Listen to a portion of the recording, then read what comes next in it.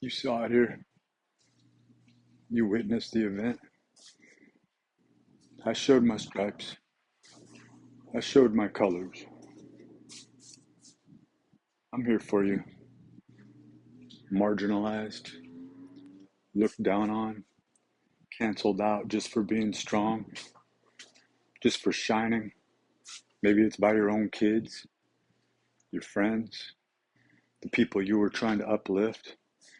And you look back and you realize it's like that scene from Titanic where Leonardo DiCaprio gives his whole life up. But those mofos are actually pulling at you and pushing your face down in the freezing water. Am I wrong? Can I hear an amen here? And that's where you have to pick yourself up by the bootstraps. That's the message I always gave way back in the day. And who would have known when I look at those pictures on the community post back in 2008 that my whole future was bright.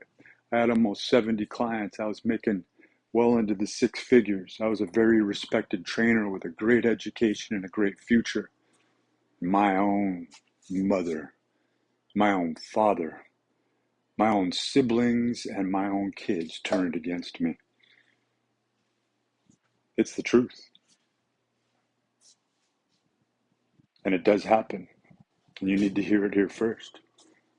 They will turn on you out of jealousy. There's nothing else to it. They'll all try to create a narrative and a story. When you have more than one malignant narcissist in your family, oh, they're most jealous of people who feel good about themselves physically, who can represent something and carry the world on their backs.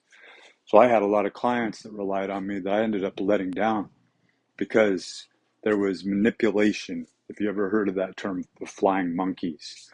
Well, if you don't break yourself free from the narcissistic abuse, that's what will end up passing down from generation to generation until, just like a snake bite, you got to suck the venom off or maybe cut the thing off altogether. And the same thing holds true with frostbite.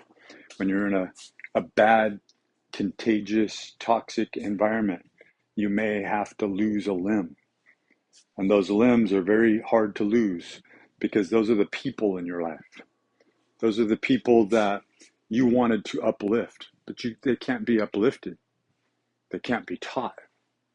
You will be drugged down.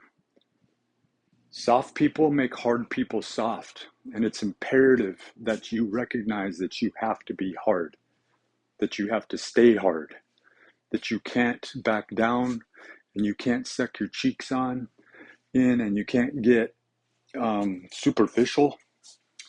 That is the end of that soft aspect of you.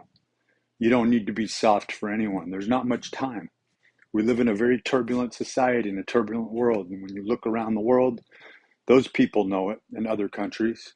They know there's no way that they could stop being hard for a day. Otherwise, they're giving up their lives. America's got a big reckoning, and you don't want to be on the wrong side of it. And that's why you've got to represent it. You have to show your worth. You have to show your value, even though you may not have Bitcoin, even though you may not have gold or Valcombi bars or anything else that shows your value. You have to be your value. You have to be the gold, or you will not. It's not even about this lifetime. It really isn't. It's about your soul. And it's a very malignant entity that is attacking you.